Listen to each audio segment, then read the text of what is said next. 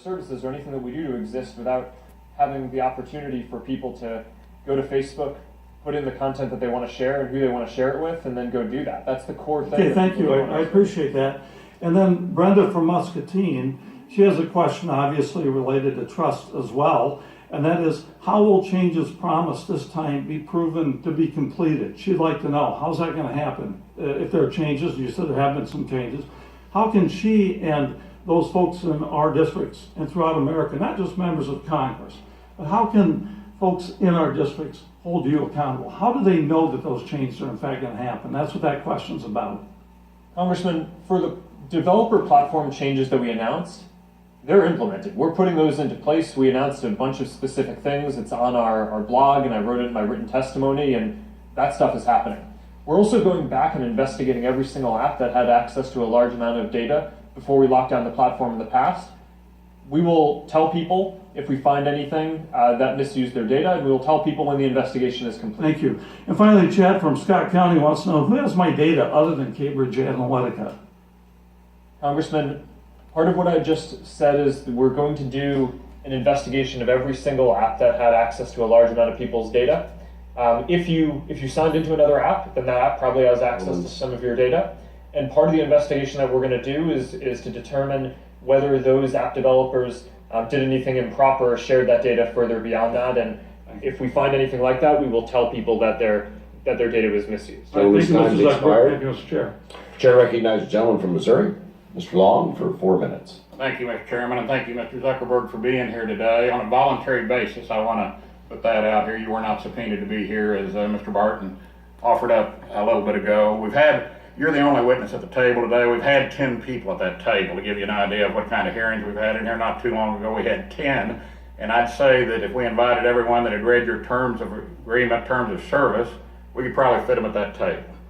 I also would say that I represent 751,000 people, and out of that 751,000 people, the people in my area that are really worked up about this Facebook and about this hearing today would also fit with you there at the table. So I'm not getting the outcry from my constituents about what's going on with Cambridge Analytica and this user agreement and everything else, but there are some things that I think you need to be concerned about. One question I'd like to ask before I go into my questioning is, what was Face Smash, and is it still up and running? No, Congressman. Face Smash was a prank website that I launched in college in my dorm room before I started Facebook. There was a movie about this, or it said it was about this. It was of unclear truth. And the claim that Face Smash was somehow connected to the development of Facebook, it isn't. It wasn't. Just coincidental. The timing was the same, right? Just coincidental? It was in 2003. Okay. And I took it down, and it actually has nothing to do with it. You put up pictures of two women and decide which one was the better, more attractive of the two, is that right? Congressman, that is an accurate description of the prank website that I made when I was a sophomore in college. But from that beginning, whether it was actually the beginning of Facebook or not, you've come a long way.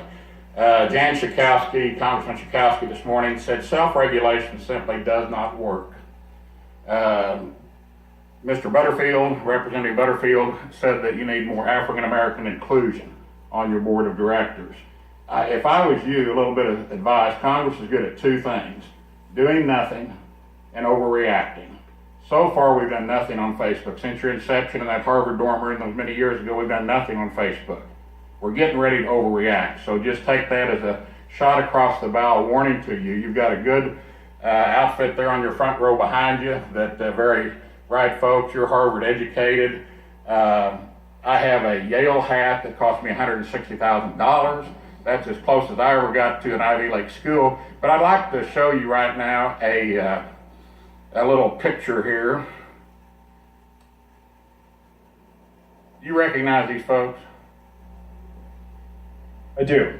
Who are they? I believe, is that Diamond and Silk? That is Diamond and Silk, two biological sisters from North Carolina. I might point out they're African American. And their content was deemed by your folks to be unsafe. So, I don't know what type of a picture this is, if it was taken in a police station or what, in a lineup, but apparently they've been deemed unsafe. Diamond and Silk have a question for you, and that question is, What is unsafe about 2 black women supporting President Donald J. Trump? Well, Congressman, nothing is unsafe about that.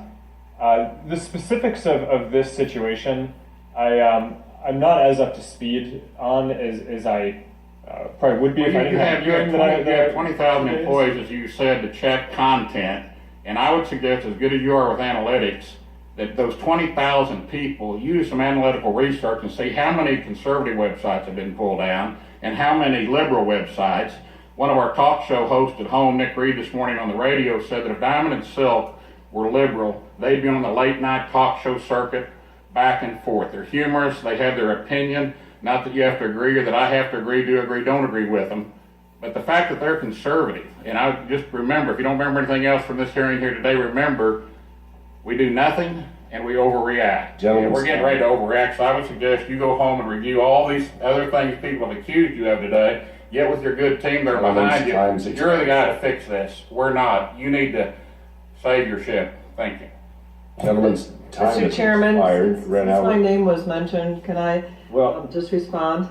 I tell you, if we Okay. could move on, just because we're going to run out of time for members down dais to be able to ask their questions. Okay, I mean, I consider Billy Long a good friend. Let me just say that I don't think it was a breach of decorum, and I just take issue with his saying that a very modest bill that I've introduced is an overreach. That's all. I didn't say it was an overreach. All I said was that I would just let him remind you of several. Now recognize the gentleman from Oregon, Mr. Schrader, for questions.